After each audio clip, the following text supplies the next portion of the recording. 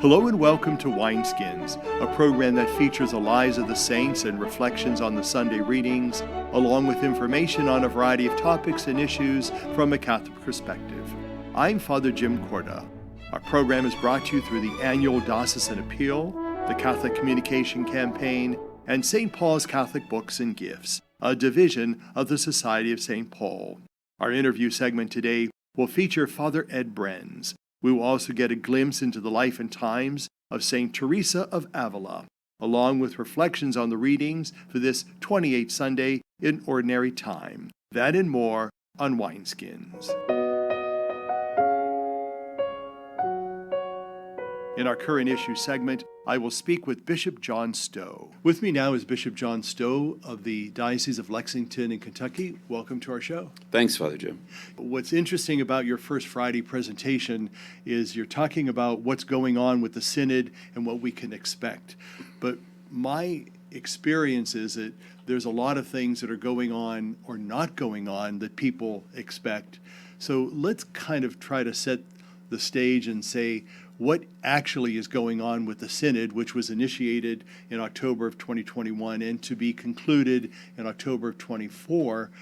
What is it saying and what isn't it saying? Yeah, very good question. And I would say that title for my talk is really open-ended because we're not exactly sure where this is going. Sure. And I think that's part of the beauty of what Pope Francis envisions. He really wants to see the Church guided and directed by the Holy Spirit. Yeah. And remind the membership of the church, clergy, lay, religious, everybody, that we have to discern what the Spirit is calling us to. It's not just about responding to current questions with old answers that we've used forever, but really rediscovering what discernment is all about. So I think his Jesuit background and that charism of discernment is very essential to why he calls this. I think it's also about the importance of relations with the Eastern churches and Orthodoxy in particular, who have lived a synodal model of the church consistently through the ages. So for us, the Synod is really about teaching a method and a process, more than about bringing results. So in the West, and especially in the United States, we want quick answers. We want to know where this is going. We're very pragmatic about those things. And so a synod on synodality sounds like you're asking for a meeting about meetings, and that sounds like anybody's nightmare. Whereas Pope Francis, it's about where's the Spirit leading us. Let's kind of define that word synod and synodality for the folks that are with us that may be unfamiliar with those terms. Sure, and I'm sorry to say most Catholics are unfamiliar with those terms, even though we've been at this since October of 2021 at least, because the Pope has announced it even far in advance of that. So synod really comes from the Greek word synodus, which is on the same path. It's reminiscent of the image of the church that was favored by the Second Vatican Council. We often hear people of God, but remember the Second Vatican Council called us the pilgrim people of God. And pilgrims are on a way. So we have to remember the church isn't an end in itself. The church is on the journey to God's kingdom. And where are we along the way? So the Synod means walking together. It's about a gathering of leadership in the church to discern where the Spirit is calling the church. So it has its origins in the Acts of the Apostles, when the early Christians had to decide, what do we do about all these Gentiles that want to be Christians? And when there was division among the apostles.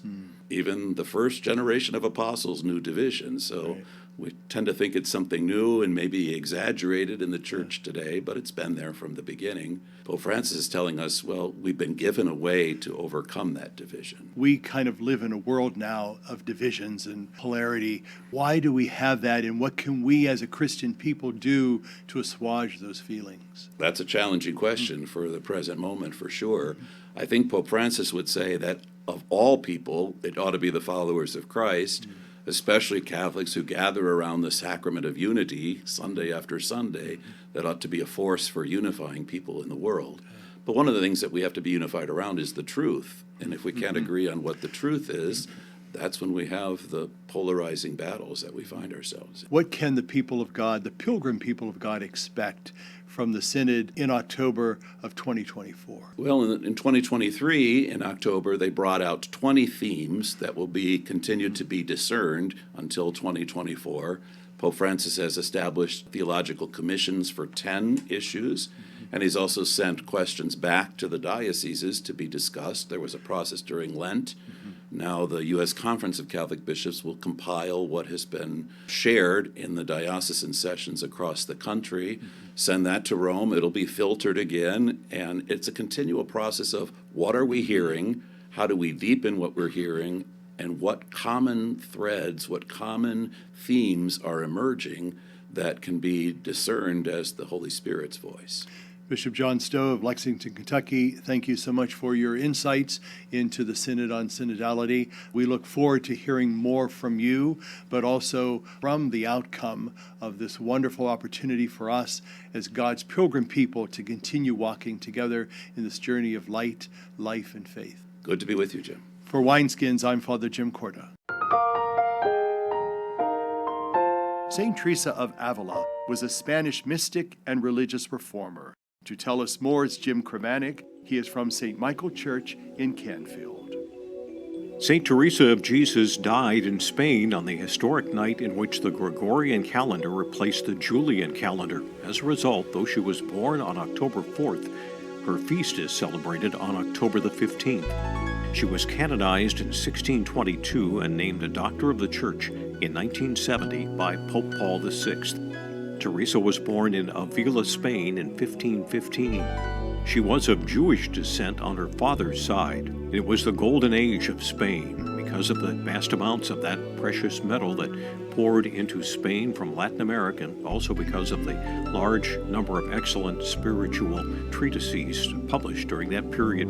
As a child, she was very devout and even wished for martyrdom at the hands of the Moors. But during adolescence, her fervor cooled somewhat, and she was, for a time, a typical vain and sentimental girl. At the age of 20, however, she was greatly moved by reading the letters of St. Jerome and decided to become a nun at the Carmelite Monastery of the Incarnation in Avila. Shortly after her entrance, she became seriously ill and had to be sent away for treatment. She returned to the monastery after her cure, but she was practically an invalid for several years. After reading Confessions of St. Augustine and being deeply impressed by an image of Ecce Homo, Teresa, at the age of 40, resolved to dedicate herself seriously to the practice of prayer. She then began work for the reform of the Carmelites, and she obtained permission to found the convent of St. Joseph of Avila. With the help of St. John of the Cross, the reform was extended also to the friars. Eventually, the Holy See recognized two distinct branches of the Carmelite order, the Discalced and Calced. Writing from her own personal experience, St. Teresa composed three major works on prayer and the mystical life: The Life, her autobiography, The Way of Perfection, and The Interior Castle. During her lifetime, she made more than 40 new foundations of Carmelite nuns of the strict observance. The prayers of the Mass of that feast touch on some of the high points of the life of St. Teresa of Jesus. In the opening prayer, we read, "Father, by your Spirit you raised up St. Teresa of Avila to show your church the way to perfection. May her inspired teaching awaken in us a longing for true holiness." St. Teresa carried out her mission at a time when Spain was entering upon a period of extensive colonialism.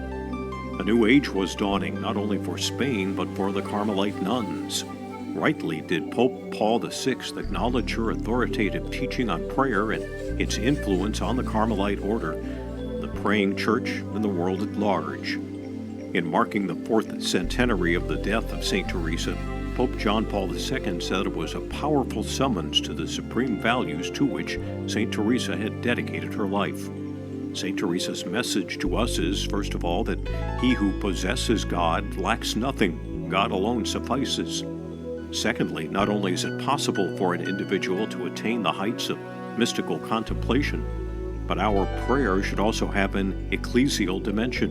The mystical life is offered to all, as St. Teresa teaches, but it must not be confused with the phenomena that sometimes accompany the mystical experience, nor with the pantheistic experiences of the East. Its source is love, and its expression is a manifestation of love. For Wineskins, I'm Jim Krivanek. With me is Father Ed Brienz, who is the Director of the Propagation of Faith and Mission Office welcome to Wineskins. Thank you, Father. As always, it's a pleasure to have you on to enlighten us and inform us of what is going on in the Mission Office and the Propagation of Faith Office. And as we embark on coming to the World Mission Sunday next week, we want to talk primarily about world missions here in the Diocese of Youngstown, but why we use the term world missions in general. So tell us, first of all, why are missions so important? Well, missions involve evangelization. That is how evangelization happens. And so the Holy Father has chosen the theme this year, go out and invite everyone to the banquet. The idea being we each have a responsibility to speak on behalf of the King. We have a responsibility to be involved in missions, and that involves bringing others aboard. It's kind of neat the way the world changes because missions are a very dynamic movement. There was a time that today people in our country don't realize there was a time when the United States was mission territory. Right.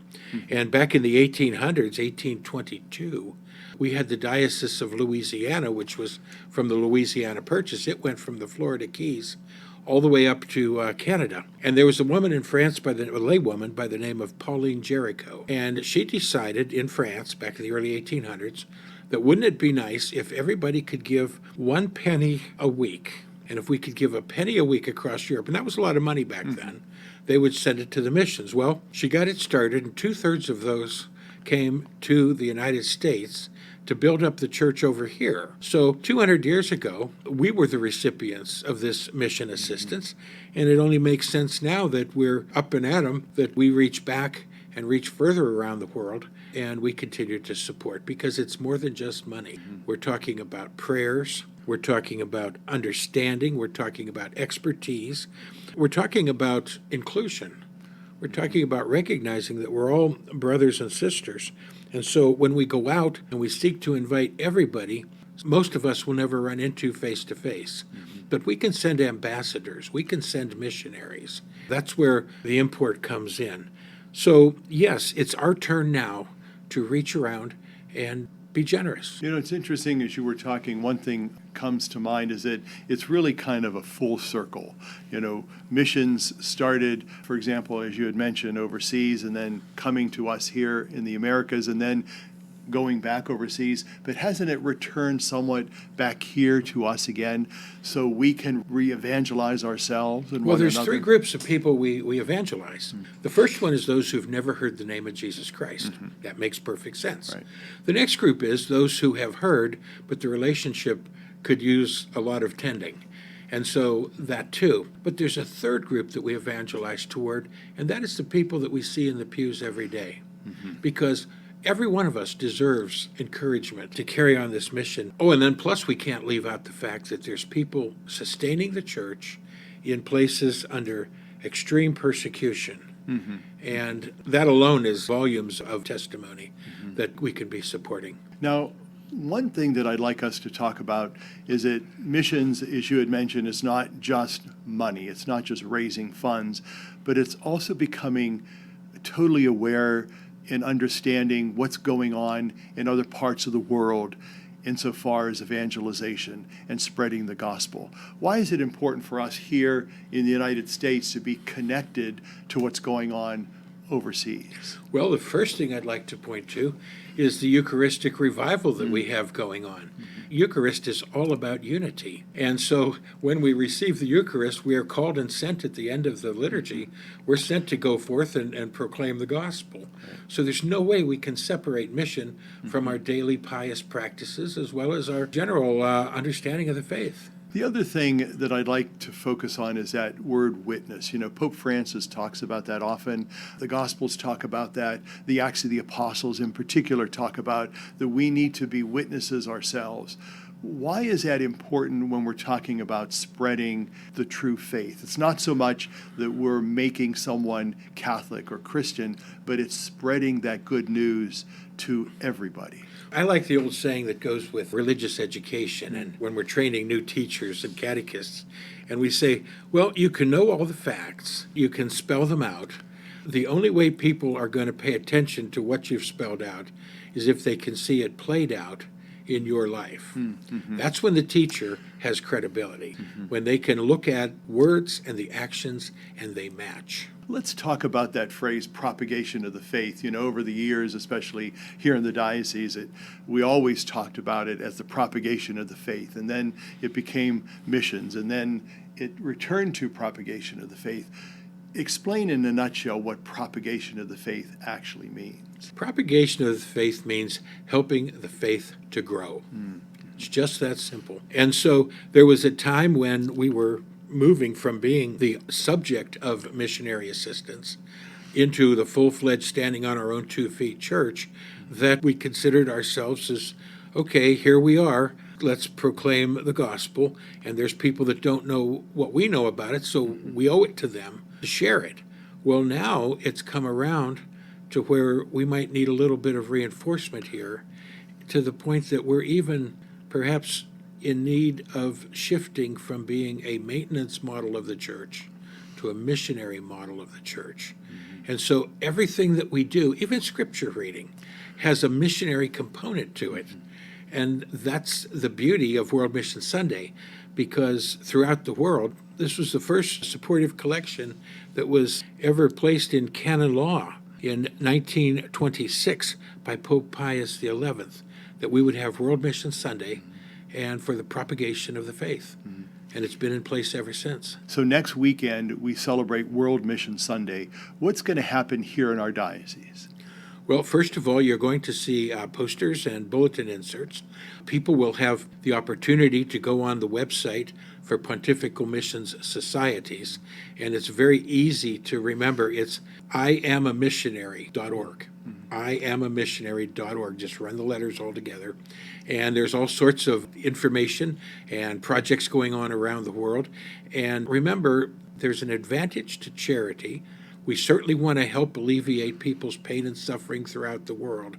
But just as Jesus worked the miracles in his day, we continue to work these miracles throughout the world, but with the hope that it does even more than alleviate suffering, but rather it helps them understand that we have a God who saves us, who loves us, and invites us to eternal life. Father Ed Brienz, Director of the Propagation of Faith Mission Office here in the Diocese of Youngstown, thank you for your long, dedicated work for the missions here locally, but also throughout the country. And we thank you for that service, but we also thank you for continuing to open our eyes and our hearts to understand that this propagation of the faith, this sharing of the faith, is really fundamental to who we are as followers of Jesus. Amen. For Wineskins, I'm Father Jim Korda. For more information and to listen to Wineskins, visit the website catholicecho.org. Stay with us. We'll be right back.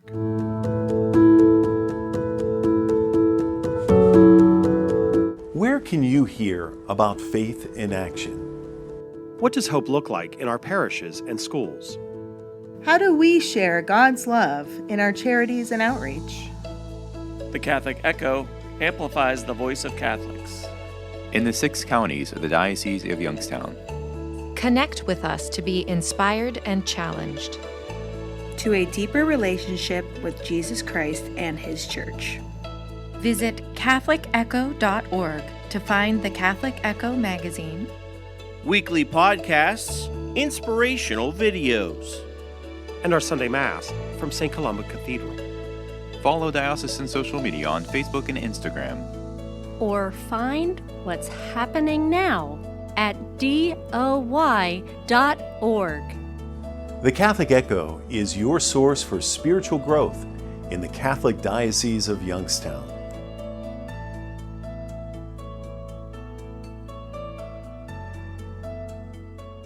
Our song today is from the CD entitled I Look for You.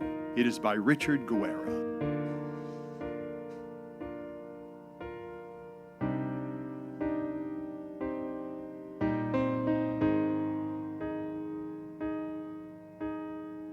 When the world around me doesn't make sense, I look for you.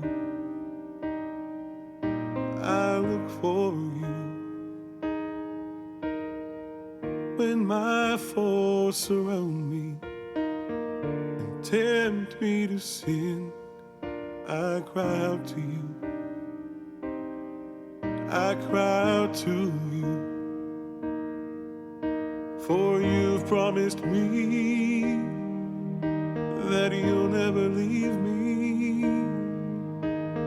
You've promised me, and I believe. For you are my Lord, and you are my God, and you are my source and my strength. For you are my Lord, and you are my God, and you are my source and my strength.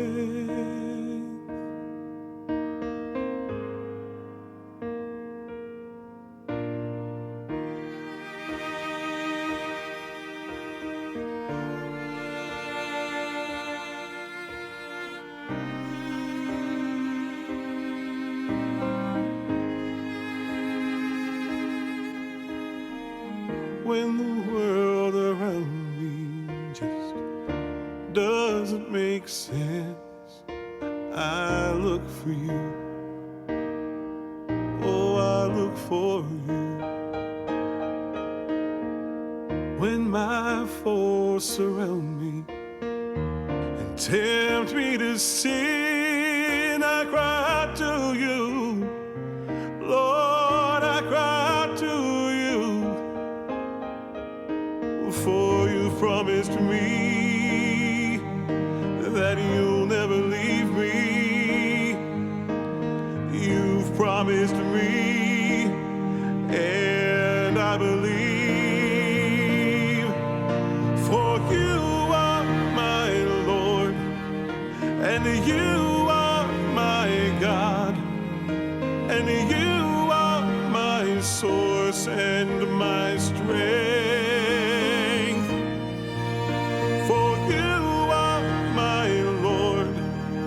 And you are my source and my strength. You're my strength. You're my strength.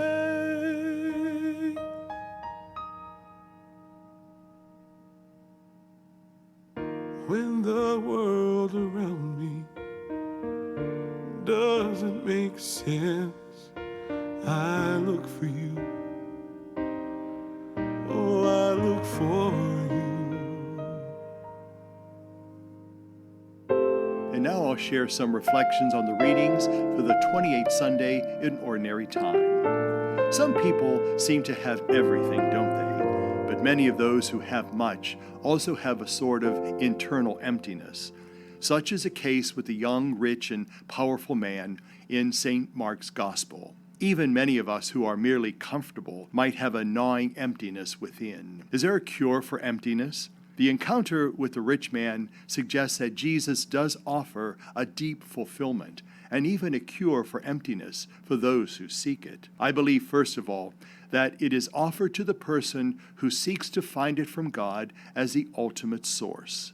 Material things had not quenched the young rich man's thirst. I think that he was looking for something more present, more important, something that would bring quality and meaning to his life. So Jesus points him immediately to the source of quality in life when he said, "Why do you call me good? No one is good but God alone." In other words, if we want eternal life, you go to the source of all life. There is a second thing.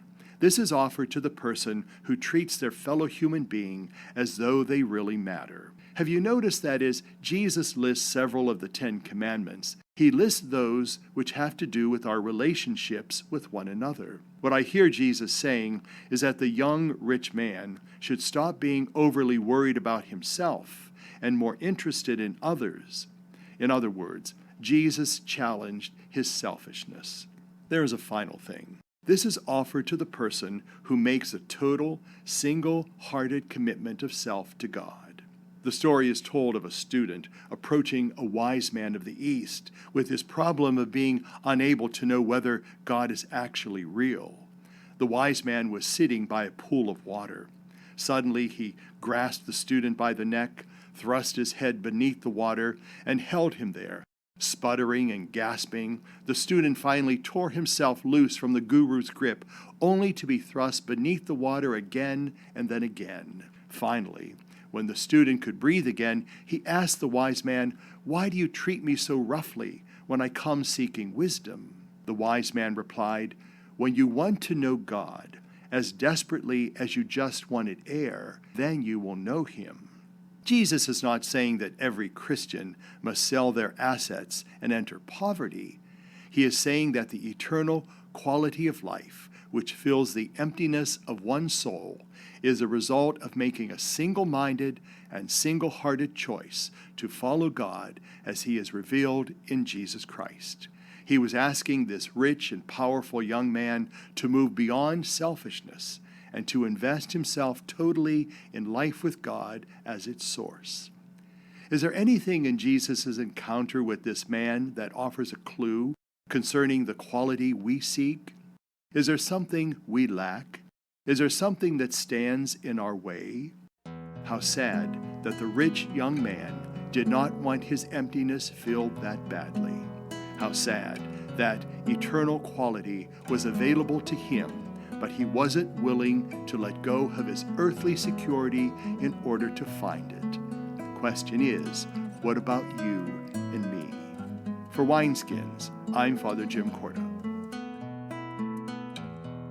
So let me ask you, are you happy?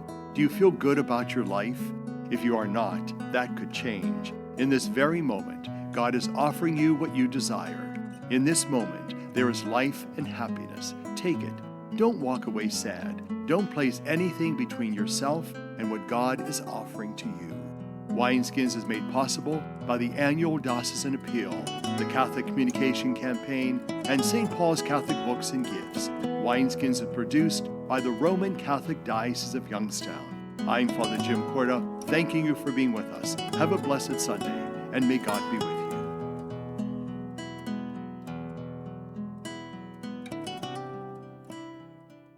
What have you done for your marriage today? I gave my wife a hug this morning. I told her I love her. I did her hair this morning. I think it looks pretty good. I cooked my husband's favorite breakfast. I bought her an orchid. What have I done for my marriage today? I sent my husband a love email. I read the newspaper to my wife, and it cracked her up. She's still laughing. What have you done for your marriage today? Make a change for the better. Need help? Go to foryourmarriage.org, a message from the Catholic Church. They say America is the land of opportunity, but for some, life isn't so easy. Right now in America, 1 in 6 children lives below the poverty line. That's nearly 13 million children of all races, all across our country. Where do you draw the line and get involved? You can make a difference in more ways than you think. Go to povertyusa.org today, because 1 in 6 children in poverty is one too many. A message from the Catholic Campaign for Human Development.